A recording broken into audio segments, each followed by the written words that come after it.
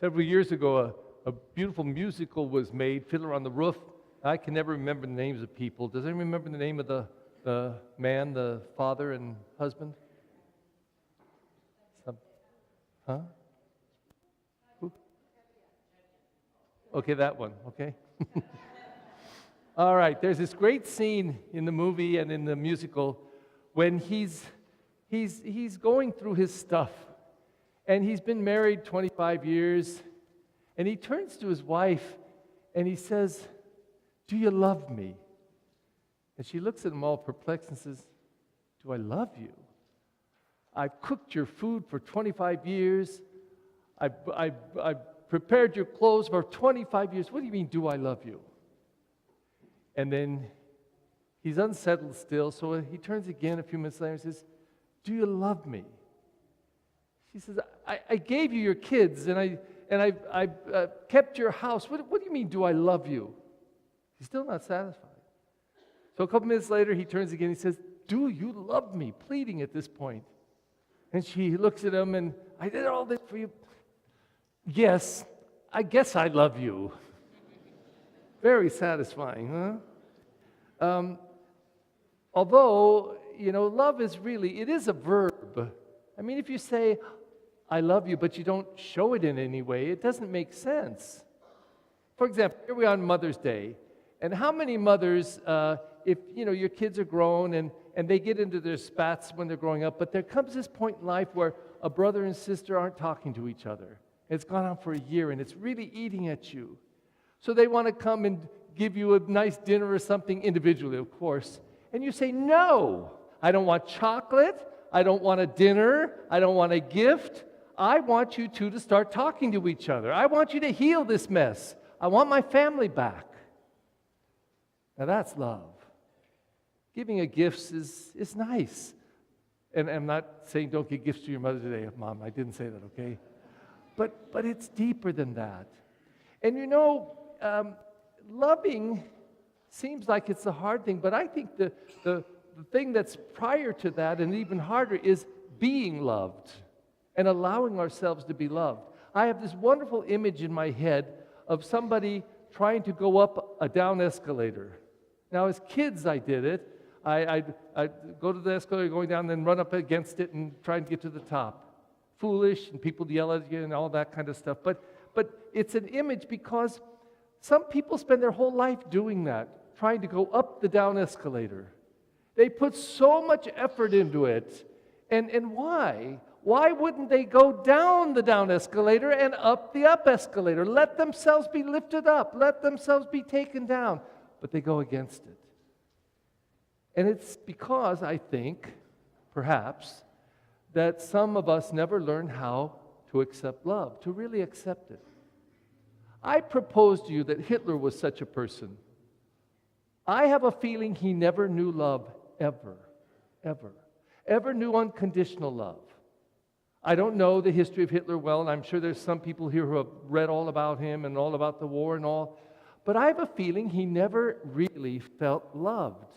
Because you couldn't do those atrocities if you truly felt loved, if love had really entered you and embraced you. The scriptures today are loaded with it. There's the first reading is an example of the apostles filled with love for Christ, now going to love people into a relationship with Christ. And not only did they do a good job, these people, they came and rushed to be baptized. They could feel this grace and love of God coming into them. I dare say that as a priest, 42 years is coming up on 43. If I count my deacon year, it's 44. I never once have heard, well, I heard it after last Mass, but I never once have heard this. Never heard somebody come up to me and say, "Father Perry, through your preaching or your example or something you're teaching, I want you to know that I now believe, because of you, I believe that I am 100% loved by God." 100%, I believe that. I've never heard that. And I think that has got to be my call as a priest, to convince one person before I die that they are 100% loved by God. But I also think that's your job. How many of you could say that you know one person in your life, a child or a friend or somebody, that because of you, because of what you've said, because of your example, because of the strength of your faith, they have said to you at one point in their life, because of you, I know my God loves me 100%. Now, if someone said that to me, I could play the inquisitor and say, do you think he loves you when you sin?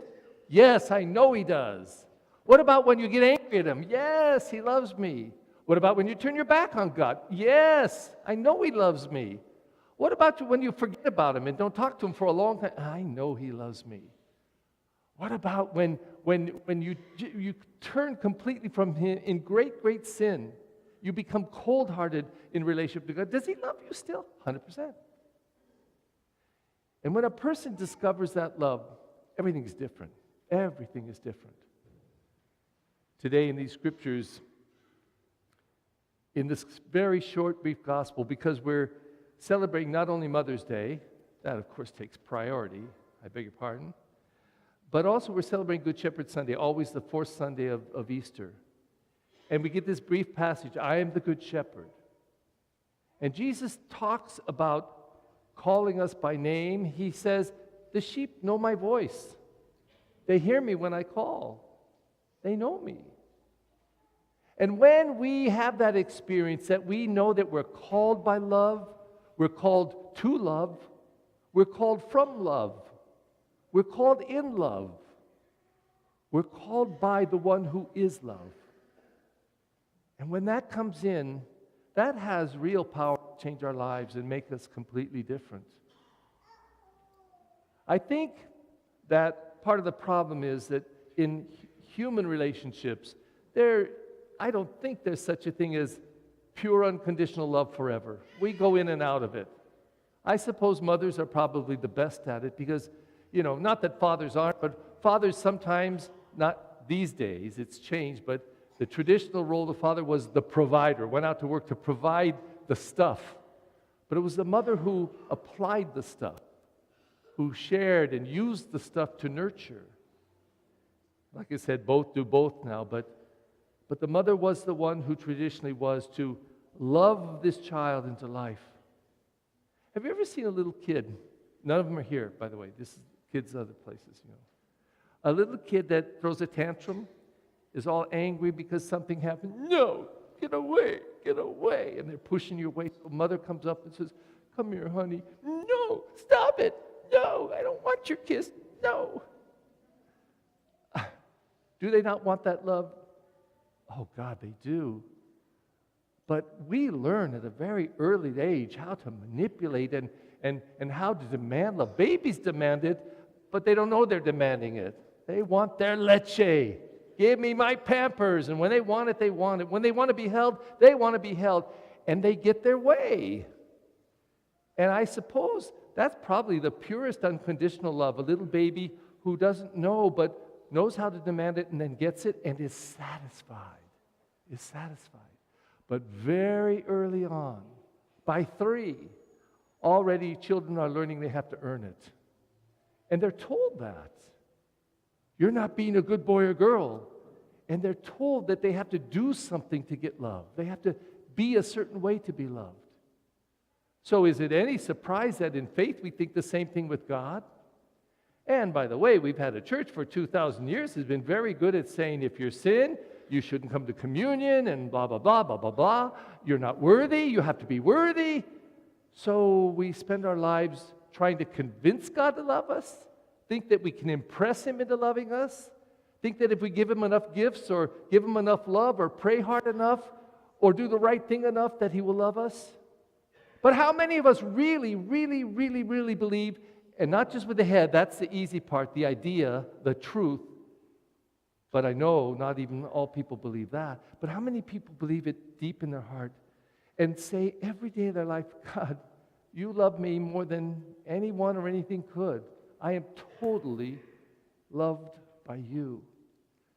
Now that starting point is a different starting point.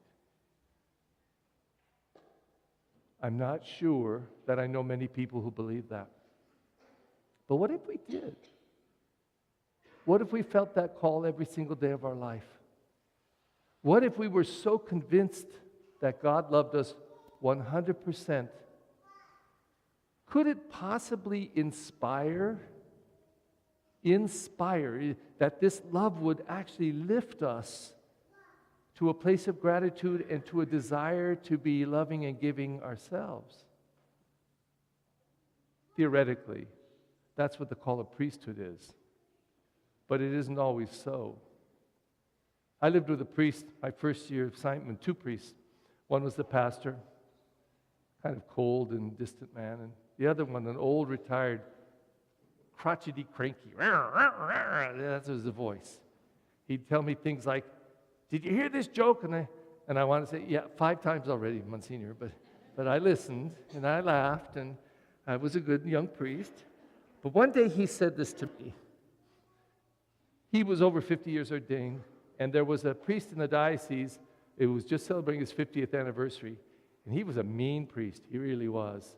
The rumor was, I don't know if it's absolutely true, that he went through 11 associate pastors in 2 years. They couldn't live with him. Spend a month and they just go. He was very mean, very difficult. We priests are human, okay? So, he had a horrible reputation. And this old Monsignor at the dinner table said one evening, "You know, Father just celebrated 50 years as a priest. He stuck it out. And it took everything in me. I actually saw a hand come out of heaven, God's hand, I think, close my mouth, zip it, because I wanted to say, yeah, and he should have left 49 ago. Because I think of all the damage that he did.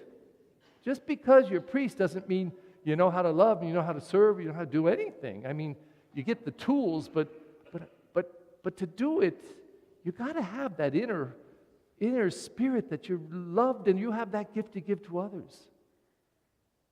Today, we celebrate Mother's Day. We truly do celebrate our mothers. Now, I always say on Mother's Day, shame on me, I didn't at the last Mass, but not all of us had good experience of mothers. And I hear it, in the confessional in my office. I hear tragic stories. We read them in the paper all the time, but tragic stories of some mother who didn't know how to mother, really. She didn't know how. Didn't know how to give the unconditional love. Maybe she never received it herself. And so some people grow up broken in their relationship with their moms. And then when they come to Mother's Day, it's the saddest day of the year for them. Don't tell me I should love my mother. Don't tell me that. Well, for any mother who is here who had that kind of mother, or anyone, son who had that kind of mother, I really, the blessing that we will say for mothers, I want it to spill over you for healing, an inner peace, an ability to let go, to forgive. And if you don't know how to forgive, come to me, I'll show you. I've got a little process. I can maybe lead you along the way so that you can let go and really forgive and find a new peace. You can pray for your mom, living or dead, because you've let go. You may not want to go out to pizza with her. That's different. But you can love her and want the best for her. But for the most of us, I think, our mothers are very, very significant to us, living and dead.